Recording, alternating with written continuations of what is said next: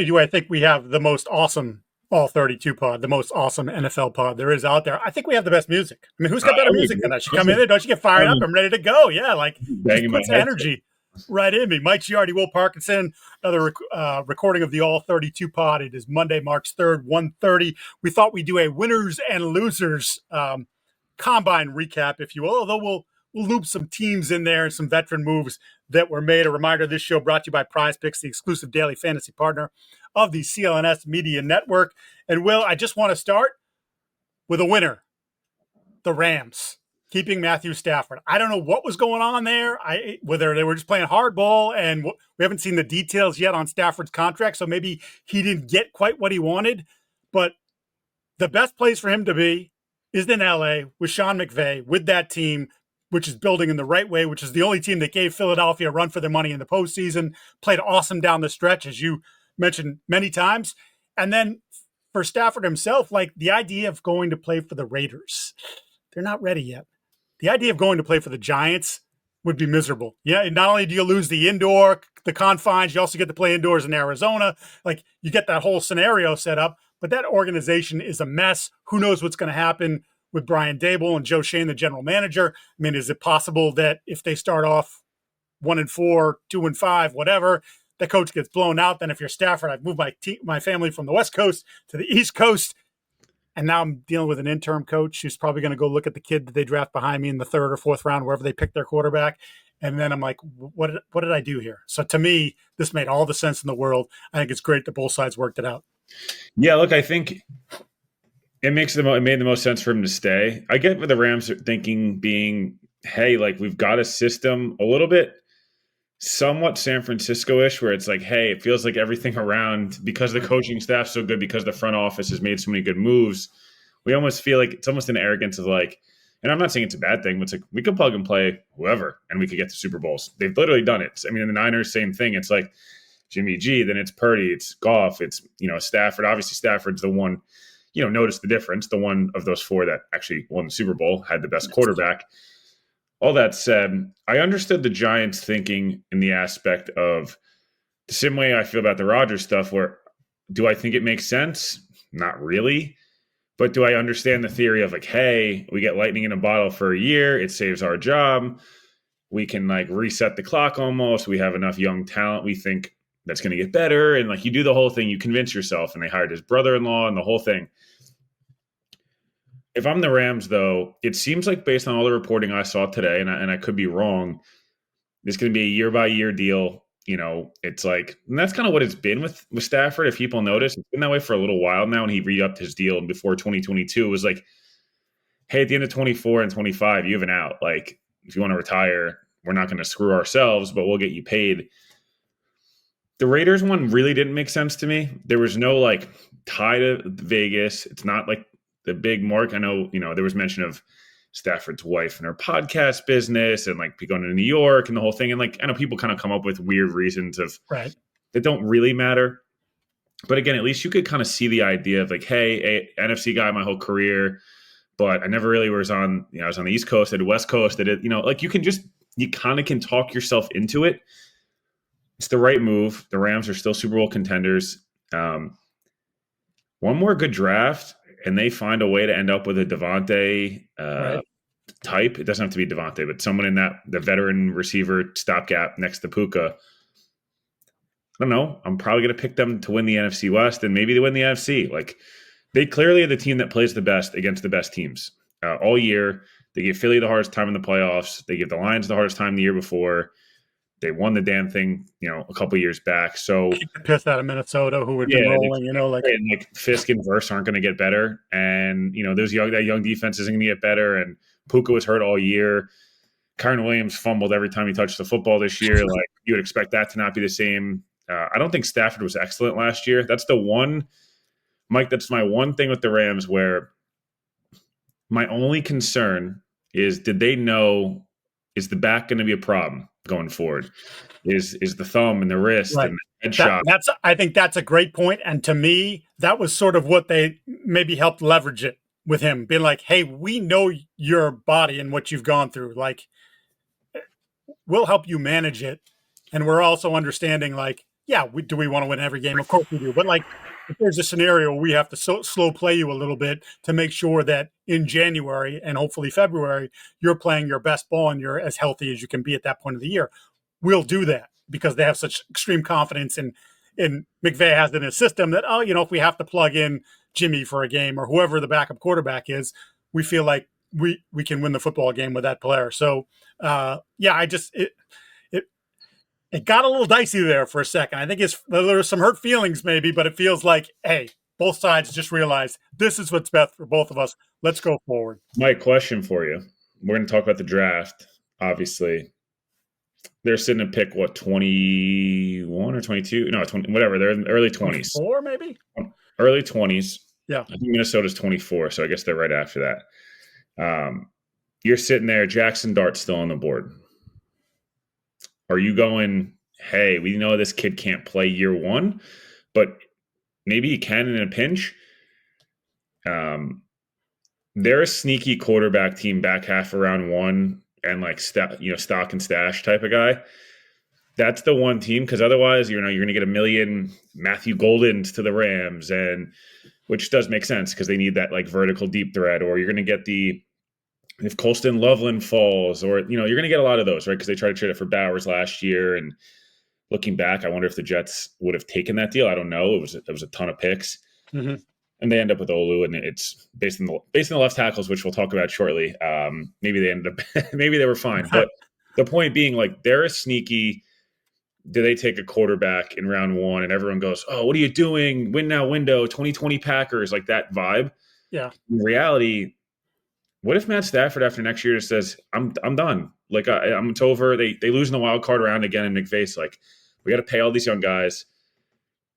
We have this guy that's going to cost us $4 million for the next 5 years, ready to roll." Right. That's one team I haven't heard that. It's just something to think about. I think McVay would like to mold his own. He's never had a homegrown guy, really. Right. It's his own. So my answer to that at 20, it's 26, by the way, they're picking 26th, is no, because I don't think there's another first-round quarterback. Wait, there's going to be more than one first-round quarterback. I'm just saying, aside from Cam Ward, I wouldn't touch any other quarterback in the first round. So maybe you wait until the second round. Who knows? Who knows how that plays? I wouldn't do it. I didn't think Jackson Dart was all that impressive at the combine, which leads me to my losers, which essentially is every other quarterback not named Cam Ward, and to a lesser degree, Tyler Shuck.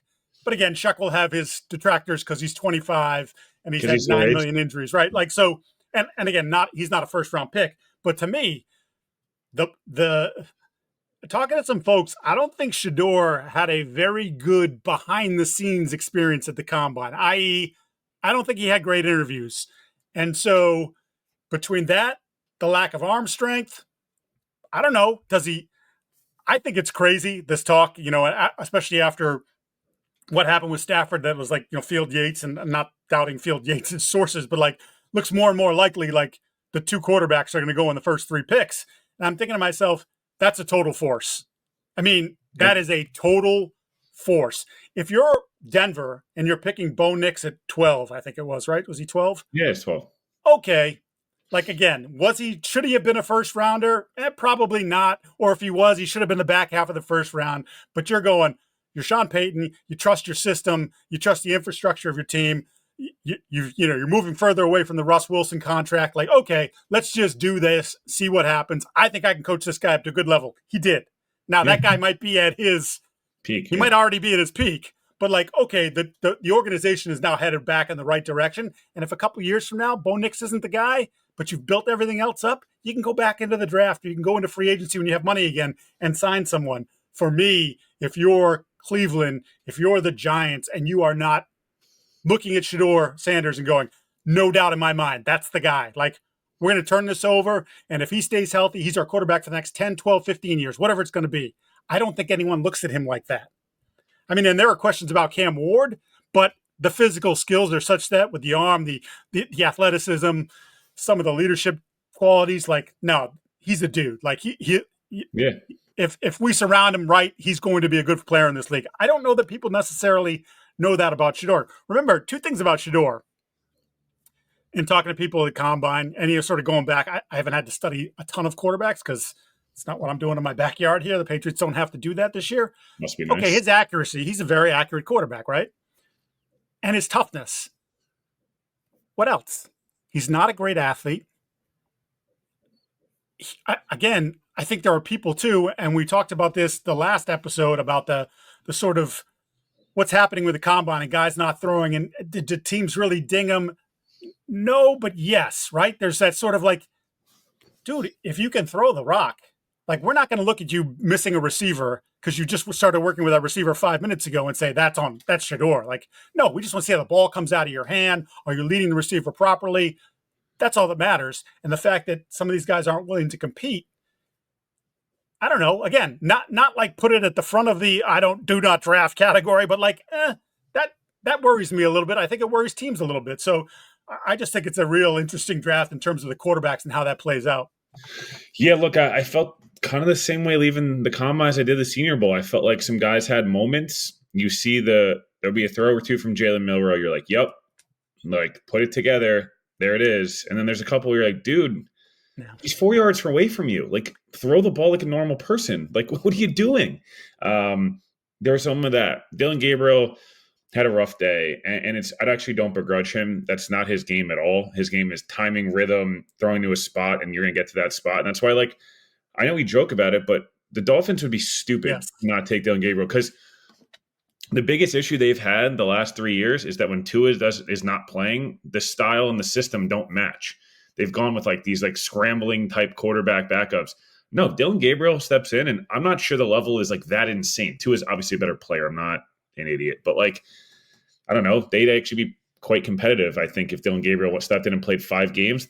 Why couldn't they go 2-3 or 3-2? Yeah, if Dillon Gabriel is, let's call it 75, 80% of what Tua is. Even 70. Like, just if you're to your point, if you're playing to his strength, which is what Tua's strength is, and that's throwing in rhythm, getting rid of the ball quickly, like, he's capable. I mean, his problem is he's 5'10". Yeah. Right? Like, that's an issue. Yeah, but I think a lot of teams struggle with this. Their backup quarterback should reflect their starter. It should be the same play style. It should be a somewhat similar thing, because the whole point is that if someone goes down, you need to be able to not have to change everything and craft this different offense. And too many times you see these teams build, like, all jokes aside, if Drake, whoever the Patriots backup will be this year, should reflect Drake May's play style, should have, ability to break the pocket and run a little bit. And again, they're not going to be as effective, but the point being that if Drake May misses a game with a concussion, which unfortunately is probably likely based on the way last year unfolded, you don't want to have to Josh McDaniels have to craft this whole new offense in 4 days of work in the middle of the season when you need a game. You got to go up to Buffalo, and it's like, what are we doing? Which is not what you want. Riley Leonard, by the way, actually, I think would fit in great as the Patriots backup. Pains me to say it. I thought Riley actually had a really nice day. I thought he was one of the guys that the questions around Riley are more, can he be an NFL passer, right? He's an extremely good athlete. He's as tough as it gets. He's a great locker room guy. He is your typical, played a ton in college, probably not a starter in the NFL, but like could have starter traits and is the best version of a backup, a little bit kind of similar, weird comp, but a little Mariota-ish in his game where it's like can run the ball. Your offense might be a little bit more basic, but has like a bigger arm when you actually let him throw it. It's just whether it's an effective arm is different. But Riley showed he has the arm strength, which I was extremely happy to see for him. I thought Tyler Shough was by far and away the best quarterback that threw. Every ball is out on time. It's extremely accurate, a ton of velocity. He moves. It's a smooth. He looks like a quarterback. And I'm not saying like his aesthetics of like when he's throwing the football, it's a natural throwing motion. There's no like awkward hitch. Conversely, I thought Will Howard was horrendous. And it doesn't matter. And all these guys could, you're going to lean on the tape. You always do. And you use the testing, the interviews, the measurables, the on-field workouts as confirmation of what you saw on tape. I think with Shough, it's a little bit difficult because he only played like 40 or 50 college games in 7 years. So that's why you need to see him throw, right, in the All-Star game stuff where Dillon Gabriel, Will Howard played a ton of college football, and the tape, for Howard's case, the tape was really good during the playoffs. I asked people all season in college football of what's Ohio State's biggest problem. And it's Will Howard. Like there was Will Howard's the biggest problem. Will Howard and Ryan Day are the biggest problems. And they end up having flawless playoffs. But Will Howard looked really bad. And as a guy who I thought if he went to the Senior Bowl, the round one stuff could have been real because he would have probably been awesome coming off all the momentum of the playoff. Gets there, shows off that he's a big arm, big kid. Didn't look super in shape for what it's worth. It didn't look like he's been, hammering out bench press and protein shakes since the season ended. And I don't begrudge these guys. Like they're 22-year-old kids. Like at the end of the day, right? But but it's big job interviews now. And the one Jackson Dart, I thought had moments where you were like, "Yep, there it is." Like same thing I thought in Mobile. It was the same. It's a repeat. This is because that's who they are as a prospect. It's some good, some bad. They're a day 2, day 3 guy. They're not round 1 guys. It's okay. You know what's funny? And I spent a lot of time watching Matt Corral, not only because the Patriots ended up signing him, was that 2 years ago now, I think? Yeah. But also when he was coming out in the draft because there was some buzz and whatever. And I know that you're going to say, well, this is because they wore the same number and they both went to Ole Miss. I kind of am leaning into the camp that Jackson Dart is very much like Matt Corral. And look, Matt's had some off the field stuff that has sort of derailed his, NFL career or his career as a backup. But to me, I feel like there's more projection necessary with Dart because of the system, because of the offense, and like it's moxie, toughness. Yeah, same thing. I did want to say quickly before I read our ad for Prizepicks, which is the best, is how could you not love Shuck? Being the only guy in his group running the 40. He runs a 4.61 or 4.63, I forget. Yeah, 4.63. Either or, awesome.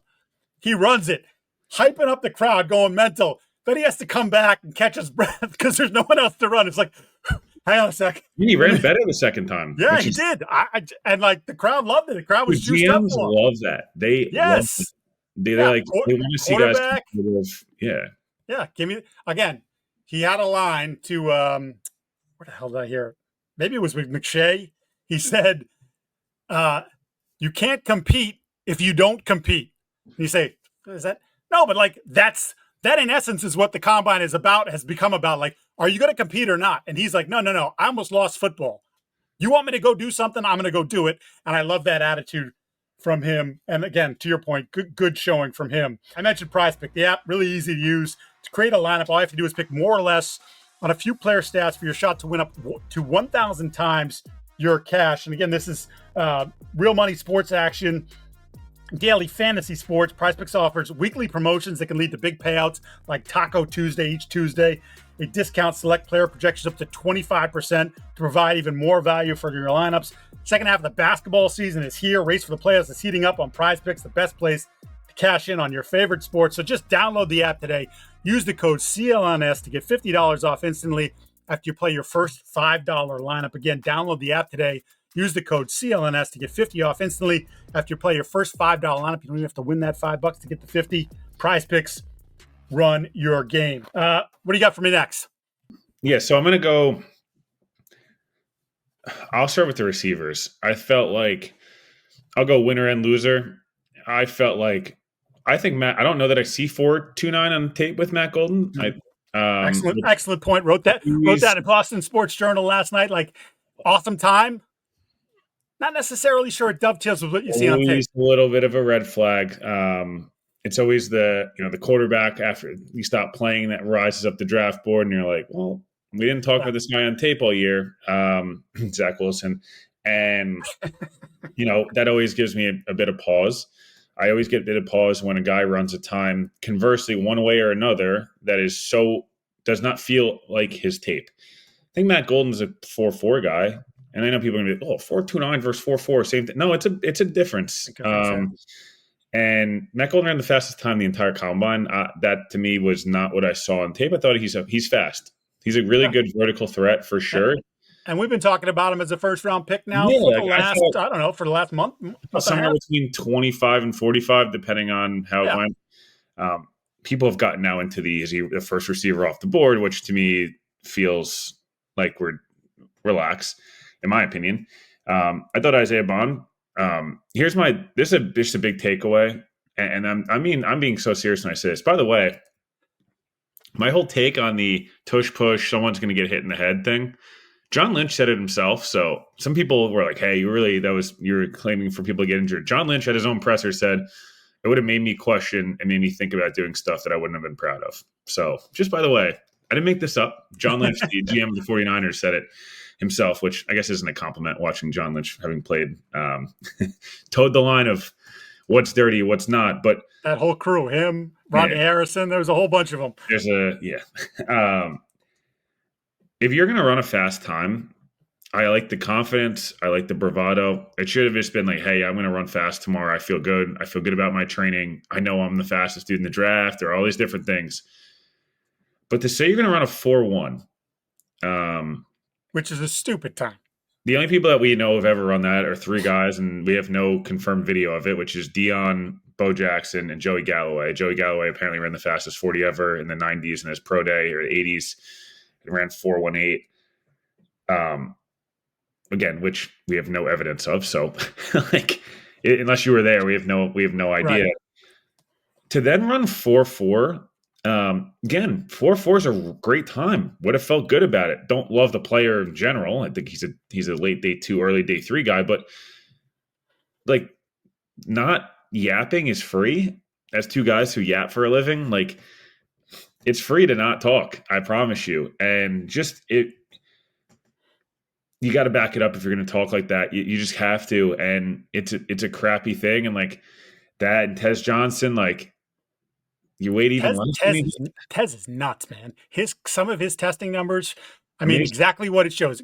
Crazy quick, so twitchy. But he runs a 4.51 and a 4.54. That was nuts. People are, it's a fast time. Yeah, it is a good time. Guess what? He's 154 pounds. He ran his weight. His first 40 time. Like that's not what we're whatever. So I feel like the receivers overall. Probably slower than I anticipated. The running backs were all fast. I mean, they were all fast, but felt like corners were mostly fast. The receivers to me, Ted didn't run or test at all. I already talked about it. He's not testing. He's in my loser category, and I'll tell you why. Not testing at all, Mike. Not testing there, but then he's not going to run at his pro day. So like. Is he doing anything? Maybe I'll catch balls. Yeah, maybe. I don't even know if we have confirmation on that. But there it is. Compete. Just compete. No, he thinks he's a shoo-in to be the number one receiver, and he probably is. Although I will say this, there was a period of time where we were literally talking about him as being a top 5 player, right? And now I think we're at the point where I think he's in the teens. I just think that's the way it's going to fall. I think people are going to look at him and say, doesn't feel like he's a buck at 19, him or Michael. And that would be a really nice pick for them at 19. Yeah. But like if you're Ted McMillan, I don't know, maybe if you showed out a little bit. And this to me is just another example of two, by the way. He knows he's not going to run fast. He knows he's running a 4.65 or a 4.7 or a 4.73, whatever it is. And he's like, nope, I'm not even going to give you the option of seeing that on tape. You saw my film. You know what it looks like. I get open. I'm a pretty good route runner for my size. Like, that's it. We'll just leave it at that. Yeah, Jimmy Johnson is retiring from TV. We actually just talked about that booth and wondering if they're going to start to cycle some of those guys out. They gave him a nice little, like it was sort of a send off in the playoffs, and he got emotional, and you're like, is he really going to retire? And I guess that's he likes to fish, man. Be down in Florida. Respectfully, I'd hope Terry is going to do the same, just because it's starting to. I think he knows it too. He's been such a legend. It's just you hear a couple times there's some names and things he's missing. The one other, I guess from a winner's perspective, I felt like I'm trying to think of how I could phrase this properly.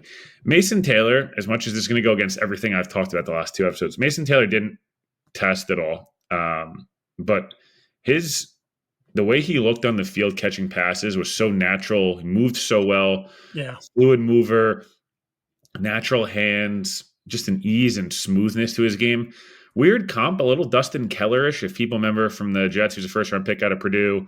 Yep. Just everything was easy and smooth and fluid and like natural receiver-like hands and a bigger body so he could block when needed. Gunnar Helm, I understand, gets hurt.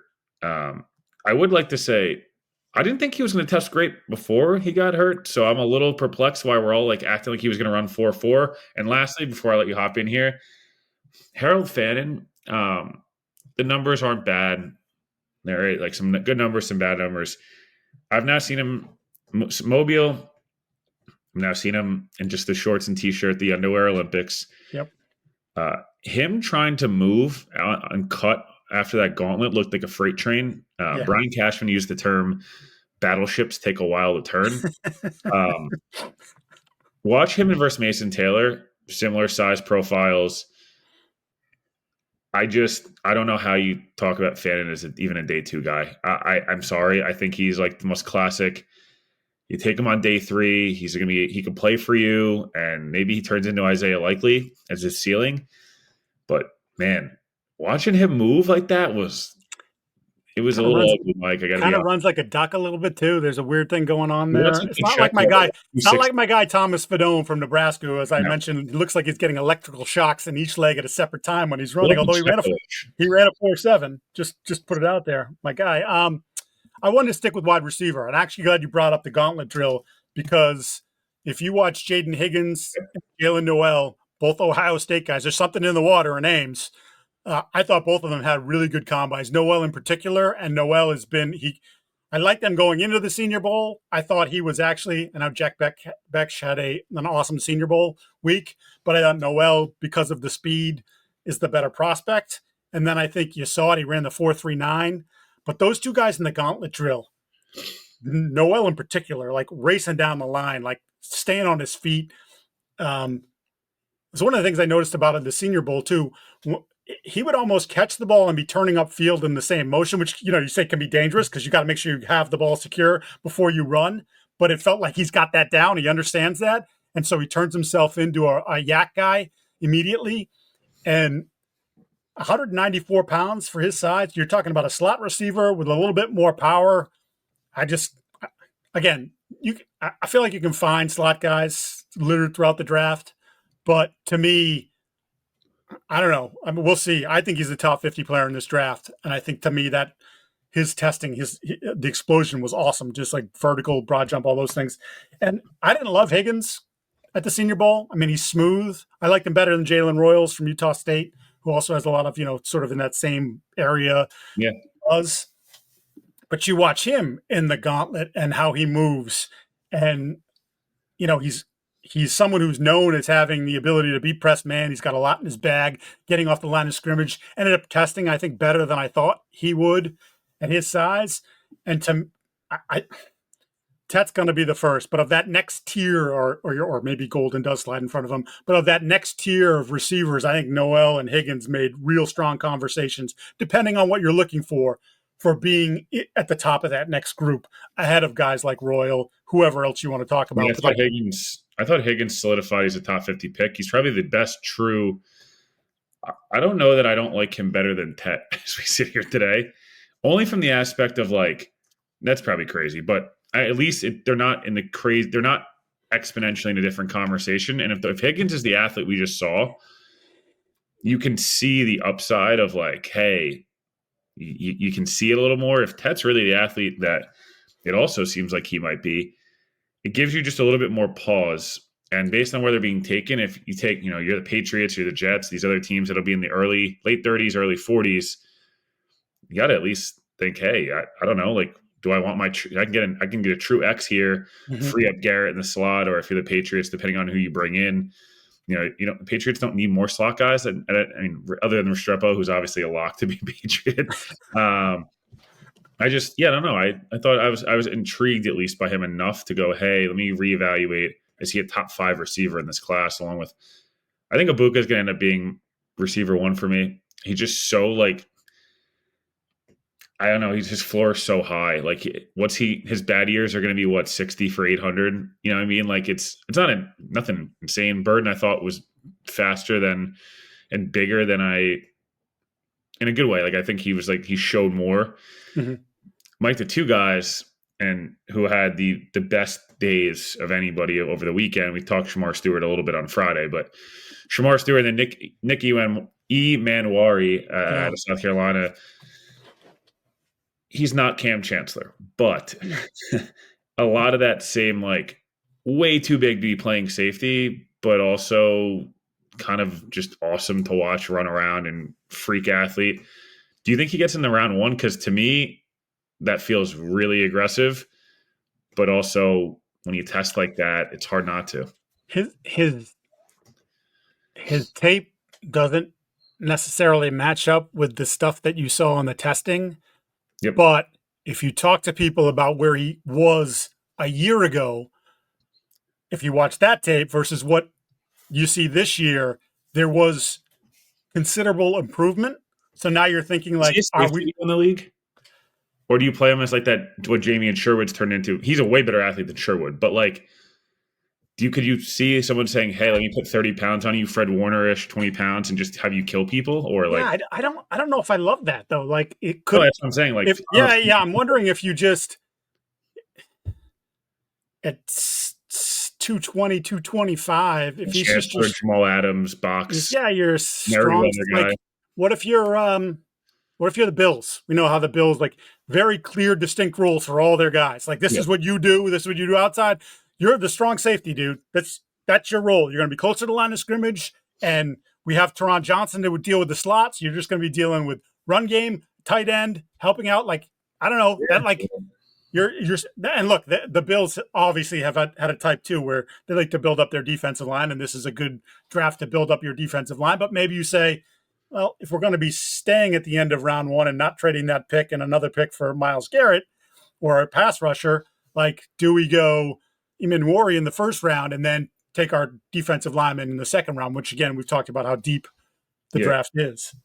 Yeah, no, I'm on the same page. You like tape wise, Xavier Watts is a 5 times player, but Xavier Watts is another guy who similar to Tet, and I don't think it's not because Watts doesn't want to compete, but similar guy where like Xavier Watts was going to run 4, 5, 6.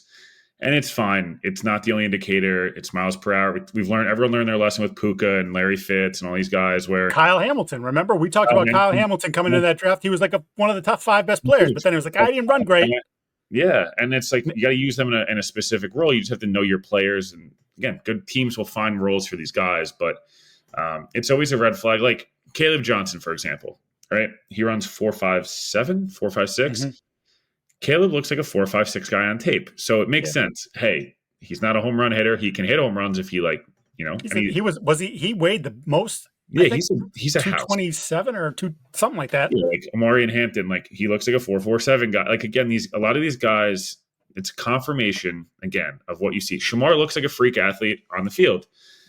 And then he tests like a freak athlete. You want more out of him for sure. I think I left Mike, one of the losers, and we talked a little bit about this. I felt like some of the big name defensive linemen that didn't test felt weak. And again, it doesn't matter. Like Mason Graham's going to go in the top 5. You know, if you were Prizepicks, like I'd bet the less than if it's 5.5 or whatever it is, right? Or something like that. Like I get it. But the picture of him Schrager posted mixed with the bench wasn't great. The body aesthetics doesn't scream like wow, like, but the Patriots will probably take him at 4, and it's a good pick, and it makes sense. He's a variable guy, like bar fight guy that you want to have, and like, you know, phone booth type of player, like all those different things. The tape's really good. Like Michael Williams, why aren't you testing, dude? The ankle still, you're going to use the ankle still? I don't know. I feel like we're in a March here, and you know, rookie mini camps are in 2 months. And it's like, are you going to be out then? And then all of a sudden we get to this. It does start to trickle. I want to bring up 2 guys to you. We've talked a lot about Will Campbell and Josh Simmons. So Simmons is going to be able to run at his pro day, which is really impressive. Torn patellar tendon in October. It's a bad injury, as we know. Remember Victor Cruz famously, the Eagles Sunday night game. He never really played again. He did, but he had the 1 year and he was kind of done. I still think he's tackle 1, and as do you. I think based on talent, I think we both are in agreement. There's other stuff there, including the injury, and then Will Campbell. And I know people are going to do the arm length thing. There is not a good track record of guys playing left tackle or right tackle, by the way, for that matter, with arms and wingspan like that. I mean, Mike, I had the same wingspan as Will Campbell, and that was like a nobody like half D1, half D3 tight end and receiver. Like, you know what I mean? So what did you make of those two guys? One in a more positive light that he's going to be able to work out, did not work out yesterday. And then Campbell, who worked out great, right? Everything was great, but the one key we got the answer to, and it was honestly worse than I expected. Yeah, the wingspan thing. Like, I hadn't even considered that. And although it's kind of funny now when you look at him, he does sort of have narrow shoulders. But since, and this is the only far as I've gone back, is to 2011. Since 2011, there is no tackle that's been drafted in the first round that has a wingspan that small. And I'm looking up the exact number again. Where is it? I had it somewhere. 76 and something, 76 and change. So I don't, and I wrote about this when I came back from the combine, about talking to people around the league who are like, yeah, he could still be a good tackle because he's such an awesome athlete. And we just saw that. He cracked 20 miles an hour in the 40. He ran a 4.97, explosive with some of his jumps. Like, he's a really good football player. I don't want people to like twist it, but it's not like the difference between left tackle and right tackle. We're talking about being a guard. And unless you're Zach Martin or Quentin Can he Nelson, beat Quentin Nelson or Zach Martin, though? I don't think so. Neither do I don't think he has that same power. Both of those, I mean, Quentin Nelson is one of the baddest dudes on the planet. And actually, when you go back and you look at Zach, I just never kind of gave him that sort of credit maybe early on. Mm-hmm. Same sort of dude. Just, not only awesome athlete, but just maul people. This guy's not a mauler. It's kind of more ABT. Tackle college, can play guard, and he's a good player, and there's no good athlete. Right. Not long enough arms to play tackle, but you could play him there if you need to. Right. It's the Joe Tooney situation, right? Yeah. Where Tooney had that capability coming out of NC State, and he did it. He did it for Kansas City, and they needed it, and he gave them some good games and some good reps and held it down. But it couldn't be the long-term answer, and it got exposed when it mattered the most in the Super Bowl. I just think, yes, in a pinch, Will Campbell can play left tackle for you in a pinch. But he could be a great guard, and you don't draft, in my opinion, for the kind of player that he is, as I said, not that like powerhouse dude, like you just don't draft him in the top 10. And maybe he still does. I don't, because there are teams, Carolina at 8, Chicago, like there are teams looking for we need our offensive line to be better. The Patriots obviously need their offensive line to be better. And this is why I flip the page and say Armand Membou. I was going to pose Missouri. Membou, Simmons, Will Campbell. If you're the Patriots at 4, you have to take an OLineman, and you're sitting there and you're everyone that's not Mike Vrabel. I have to take him at 4. You have to take him at 4. I can't trade back and make it. Nope. Have to take an OLineman at 4. You miss out in free agency on a tackle, or like you miss out on your guy. My preference would be to trade back to pick one of these guys.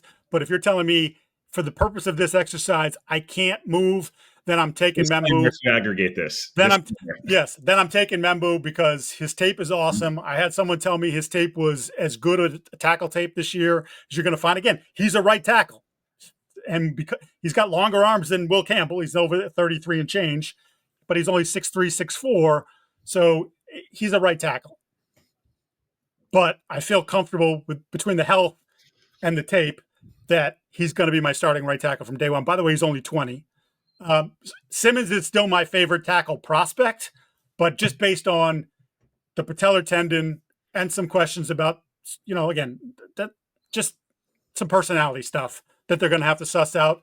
And I've already heard, and I wrote about it today, Membou, there's had good interviews. So there's a good vibe around him, not only just the tape and then how he tested. Go look at his Rebel Yell 4.9 140, screaming. It's the loudest, as someone joked, it's the loudest 40 in the history of the combine. Like, I just think there's a lot there, and he's going to get better. So, yeah, it's probably Armand. Yeah, I'd probably agree with you. I will be real. The Patriots are such an interesting team because, like the Bears, yeah, you can just take Campbell or Membou and call it a day, and you figure out where you're going to play them, and it is what it is. Like, you need to protect Caleb. The Patriots are in a spot where if they don't get a Ronnie Stanley in free agency and they don't get a left tackle, and Simmons' knee looks really good in April, I know it's crazy, and maybe we can come back to this in 8 weeks and be right, but I'd have a hard time not taking him because he's the one guy who you're like, he is a left tackle, and the talent is awesome.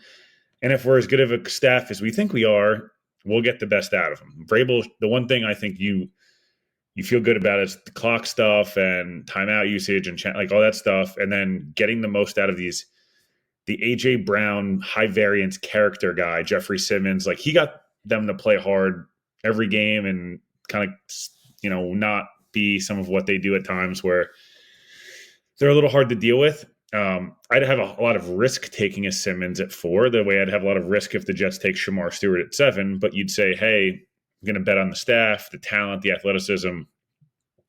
It's not me bashing Campbell. I just feel like he's a good prospect that we've like elevated to be like this. He's got to go in the top 5. And it's like, I don't know, man. Like he's probably his ceiling is probably a Pro Bowl guard, which is a really good player that you take in round 1, no doubt about it. Like if you're San Francisco and Membu's already gone and whatever, like let's just like Kelvin Banks. Yeah, let's plug and play Will Campbell. We'll kind of start to rebuild the identity of our team. We've lost a lot in the interior of our offensive line the last couple of years. Or I don't know, you're Indianapolis and you're like Warren and Loveland are both gone, and you're like, we got the young quarterback. Let's just keep investing. Like that makes more sense to me than the Patriots going, hey, we already have a guy who we wish would be a tackle, but really is a guard, and we're paying him tackle money. Do you want to do that again? I just would have. Well, just think about it this too. So I agree. Look, if I think you and I are both in the same wavelength that if Simmons was healthy, been healthy all year, and played at the level he played the first 6 weeks of the season, he's a top 10 pick, no doubt, and he probably is tackle 1. Now you're dealing with the injury and whatever, some of the stuff that we just mentioned. If you're the Patriots and you ended up either picking Membu at 4, which feels a little rich, but all right, let's just say in my scenario, you trade back a little bit, then you pick him at 8, somewhere in that ballpark, and you put him at right tackle from day 1. You put Onwenu at right guard.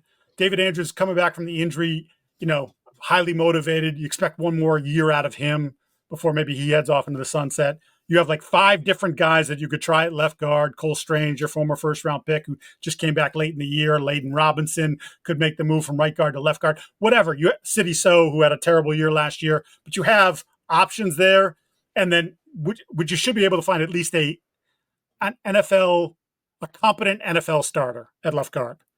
Then your only question is left tackle. It's a big question. But if you're telling me I have 4 spots where I got covered, either above average to average, and then I just got to worry about my left tackle, Josh McDaniels can work around it. It's not perfect, but you're never going to be able to fix all your problems and all your needs in one off season. It's not going to happen. So I hate to break that to people. If you're pie in the sky, it's very rare that does happen. I mean, I guess, you can point to Washington last year and say, oh, it just happened, but okay, fine. But it's not common.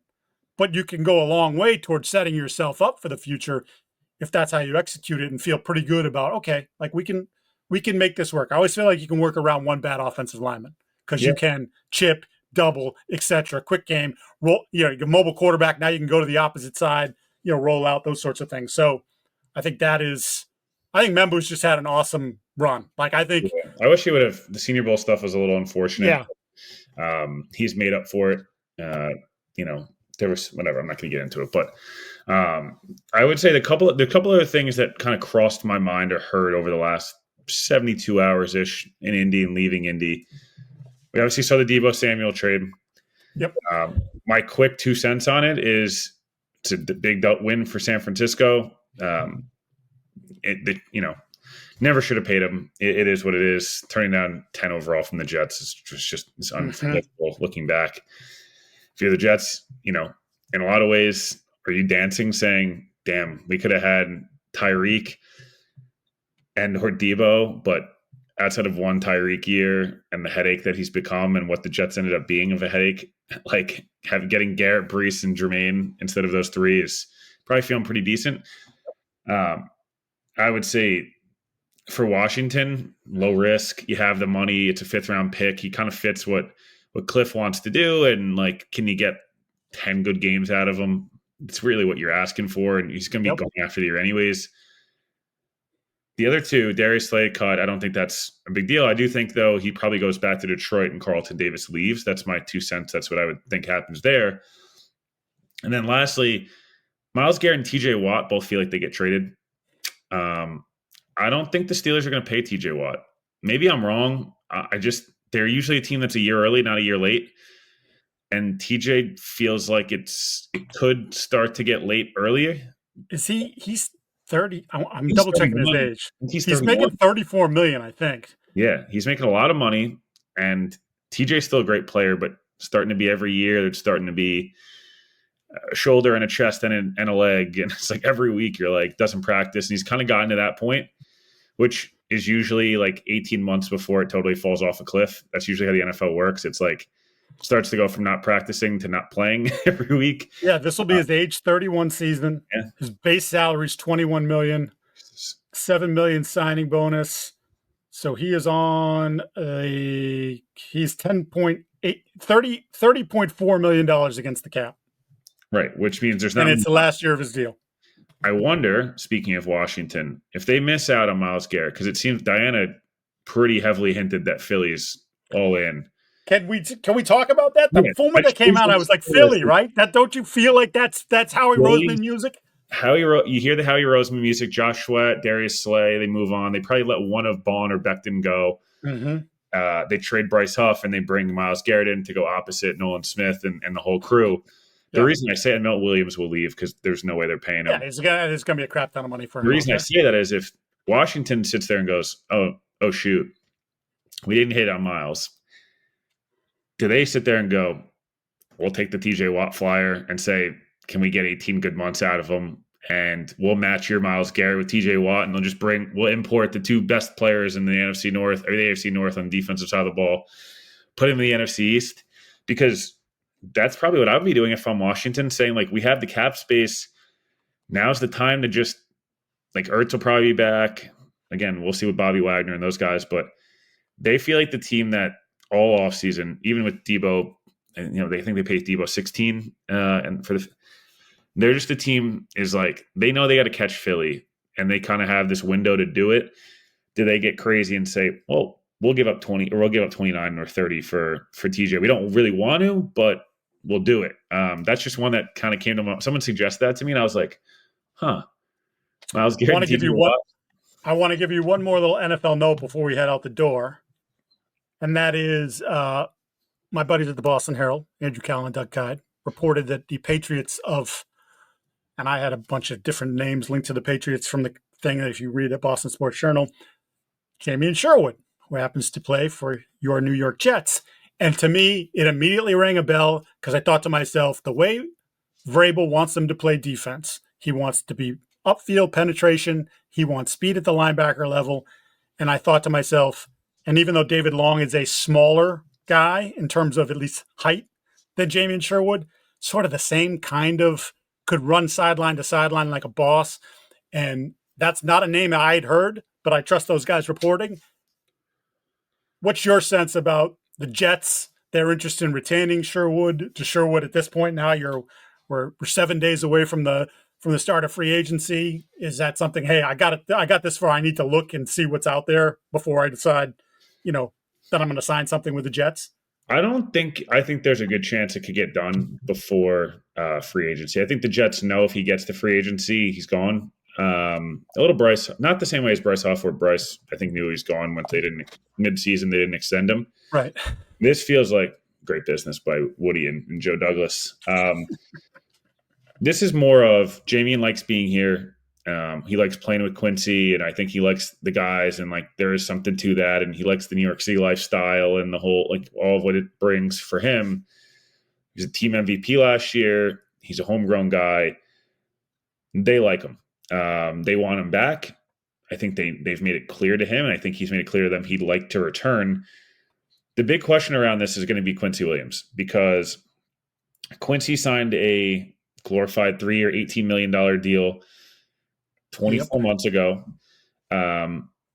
He's objectively a better player than Sherwood, obviously, but Quincy's going to be 29. Jamien Sherwood's 25, so there's that factor. Sherwood, I would expect to get somewhere between 3 for 24 and 3 for 30, depending on, they might inflate the money and, they'll play games with it and whatever. Quincy was like a pretty true 3 for 18. If I'm the Jets, they're probably, in my estimation, if I had to guess, are having conversations with Quincy saying, we're going to pay Jamien. I need to know where you're at. Are you going to play on your deal? And we'll figure out mid-season. If things are going great, we'll extend you. We got to extend Garrett first. No offense. He's 23, again, there's a lot of, the Jets have this weird thing where there's a lot of guys they should or could extend. This one's just going to be a little bit, how's Quincy going to take it? Because he wanted to get paid last year, Mike. Yep. And they told him, yeah, we're not doing that right now. So Quincy 29? He's going to be 29. This is going to be his age 29 year. He likes being here. He plays with his brother. He's been an all-pro here. All those different things. I'm very intrigued what's going to happen because as a guy who wants to get paid to see his teammate who he's better than get paid more, obviously it's just the market changes. But we talked about this late in the season that they had something looming with Quincy, that this is not going to be just I can't imagine he's going to say, I'm cool. Just leave it alone. I don't think he's going to be cool with it. I think my read on it would be he's going to sit out. If you're not going to do something, I'm holding out, I'll demand a trade, whatever, then you decide what you want to do. It's just what are you getting back for a 29-year-old off-ball linebacker at this point? You're getting a 3? Yeah, maybe. Maybe if you're lucky. Maybe you could throw the all-pro 12 months ago there and you'll see is he going to age well, though, just based on – I love Quincy. Probably not. He's an athlete, run and chase guy. He's not and he's violent. Very violent. Yeah. And his back was messed up last year at points. So the Jets just have a little bit of work on their hands where it looks like Garrett, Sauce, and Sherwood will all get extended this offseason. But it's the timing in which you do it.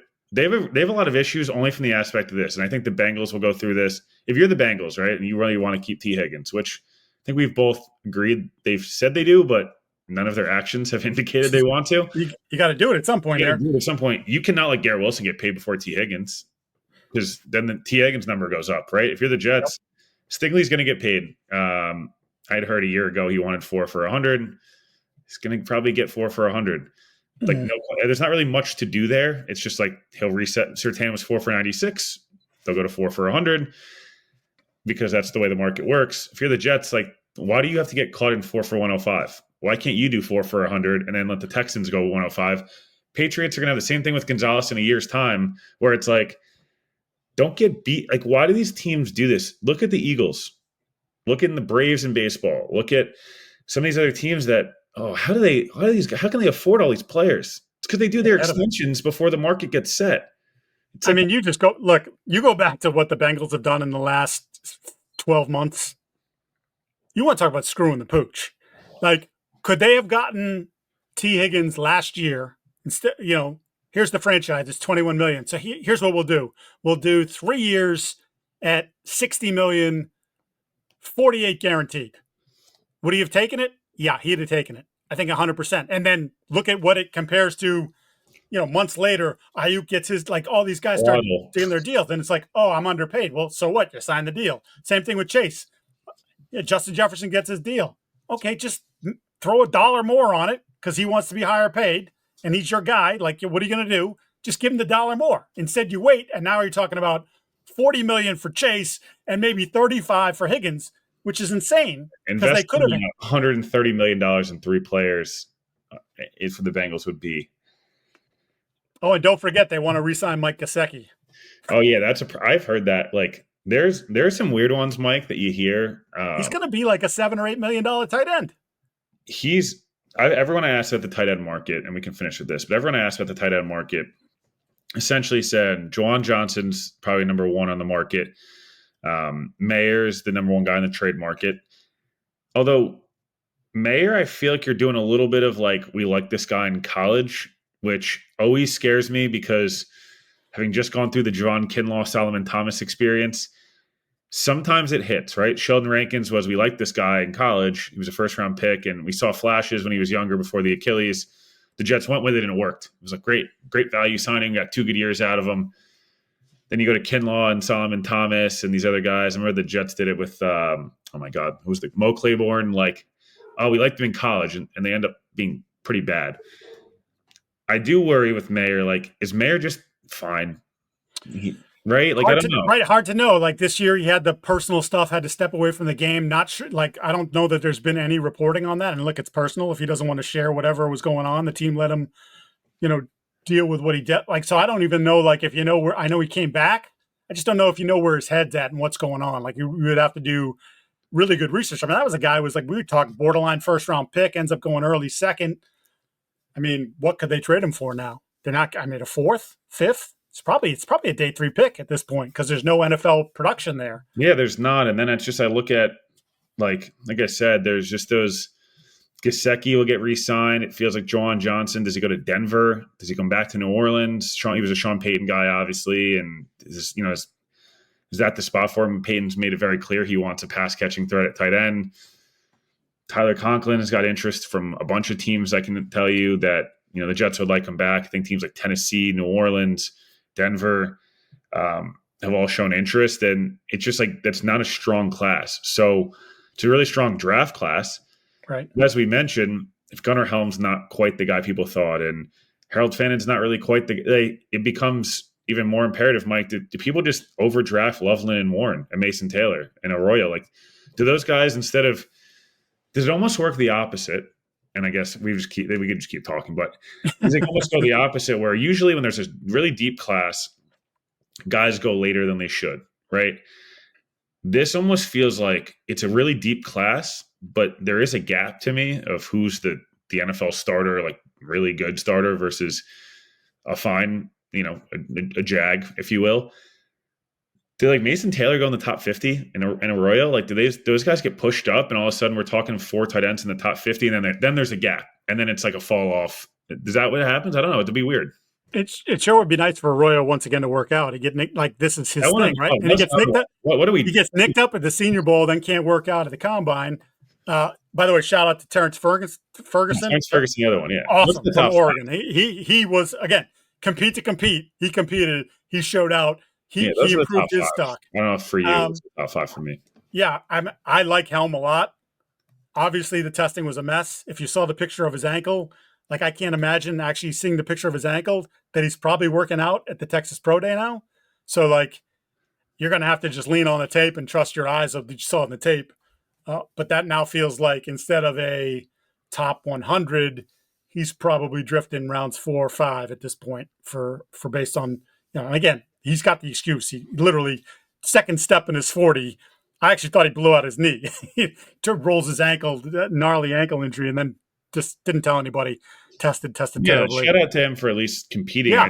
It was more funny the revisionist, like, oh, we thought Mason Graham, not Mason Graham, sorry, Gunnar Helm was going to run like 4.4 flat. Like, yeah, that was never going to happen. I thought he'd be in the 4.6s, and you're just like, okay, his tape is good. He's a good pass catching tight end. So like, good player. Like that's fine. Like, I guess we could finish with this. Like, it's okay sometimes to just have good players in your team. Like, I think we obsess over, and I get it. You obsess over the home run guys and you pick at the flaws and whatever. I agree with you. I was a little disappointed Arroyo didn't test. I feel like he would have been a testing monster. Mm-hmm.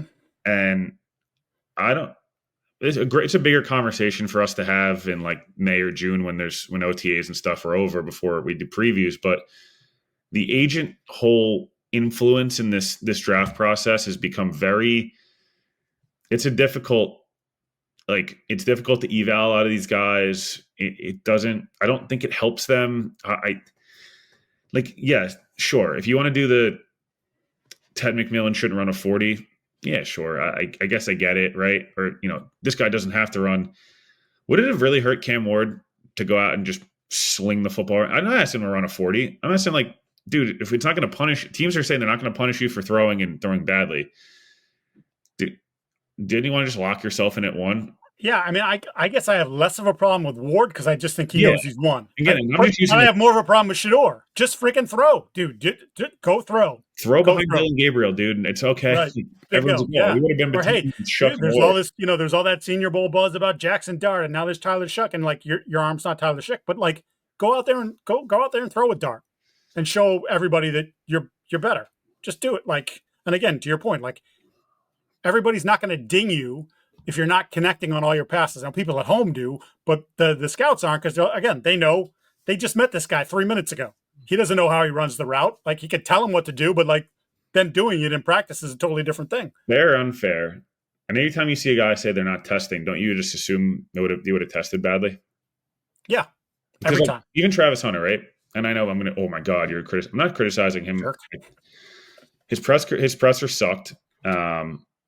It is what it is. You know, it's a big crowd, and he knew he wasn't going to answer stuff. But it was like, all right, man.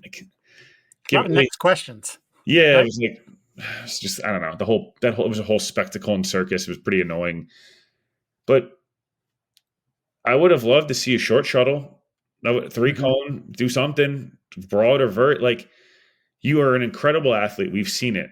But it would have been nice to be like, hey, your confirmation, boom, stamp it. Like, 3-cone's amazing. See, there's the quickness. It's just the eyes showed you one thing. All the measurables, he was a little bigger than everyone thought, which was great. Was a great sign. So I guess I consider him a winner too.